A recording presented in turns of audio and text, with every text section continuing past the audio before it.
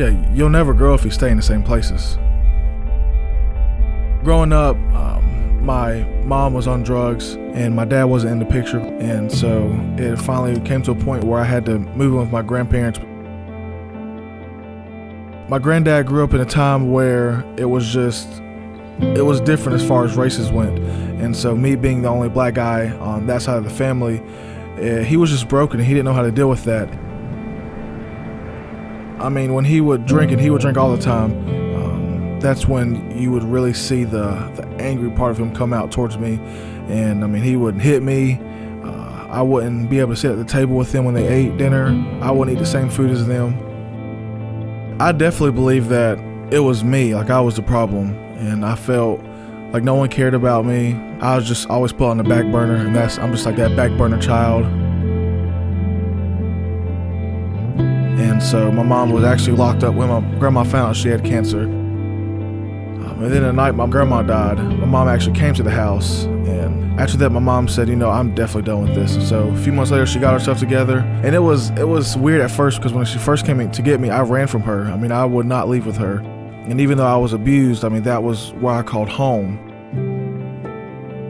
That's all I knew. I didn't know anything else. And I was scared to leave, because even though I was going through those things, the place that was the least safest for me is where I felt most safe, is just because it's what I knew.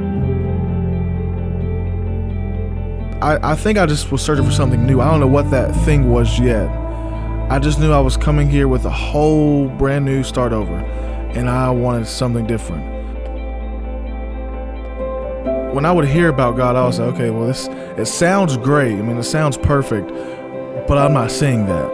And everyone else is sitting around clapping and shouting, and they're saying how they personally see it in their life, and I'm just wondering, well, why haven't I seen it in my own life yet? I was so brokenhearted, and I've had so much mess in my life that I could either let stay a mess, or I could let my mess become His message. Even in my darkest situations, God's been pursuing me. And at the times where I thought I was so alone, God's been there. He was pursuing me, saying, CJ, I want you to know that I have always been pursuing your heart. I've never given up on you, because I don't give up on my kids. And for me as a child, I always felt like people just have always given up on me.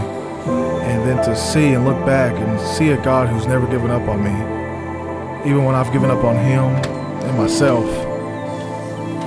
and then growing with that and saying, I'm not going to be what the world thinks that I should be, or I'm not going to be what my situation says I should be, or what statistics say I should be, but I'm going to be who God says I'm going to be.